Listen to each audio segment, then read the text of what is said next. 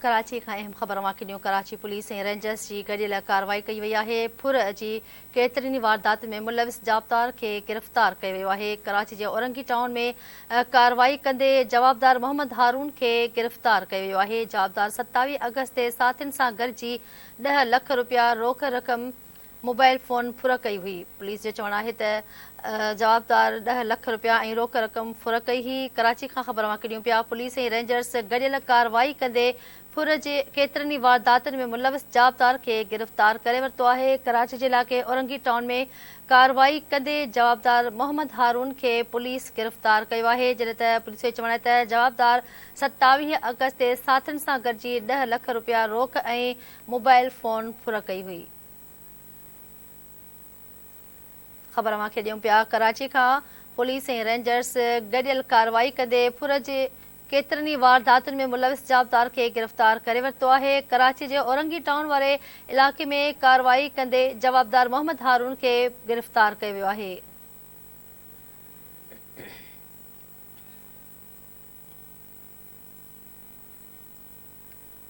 Police जो चवणु आहे त जवाबदार 27 अगस्त ते साथियुनि सां गॾिजी 10 लख रुपया रोक ऐं मोबाइल फ़ोन फुर कई हुई।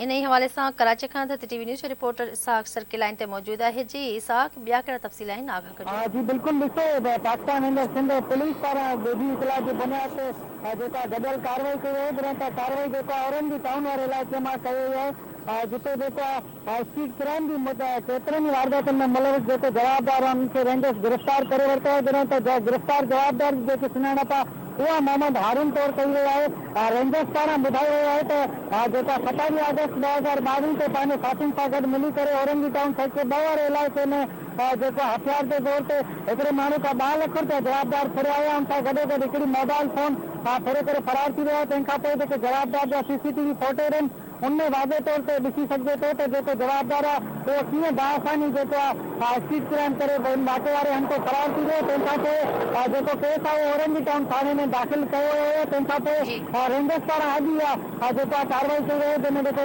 जवाबदारनि खे गिरफ़्तार करे वरितो आहे। तर्जुमान सिंध रेंजर जो चवणु आहे त जेके गिरफ़्तार जवाबदार जा साथियुनि फरार थियल उन्हनि जी गिरफ़्तारी जे लाइ जेके छापा आहिनि उहे बि हया पिया वञनि। ऐं रेंजर तर्जुमान जो चवणु आहे त गिरफ़्तार जवाबदार खे हथियार सामान समेत वकील कानूनी कार्रवाई लाइ पुलिस हवाले कयो वियो आहे। जी ठीकु आहे साहब, वॾी महिरबानी तफ़सील ॾियण जे लाइ।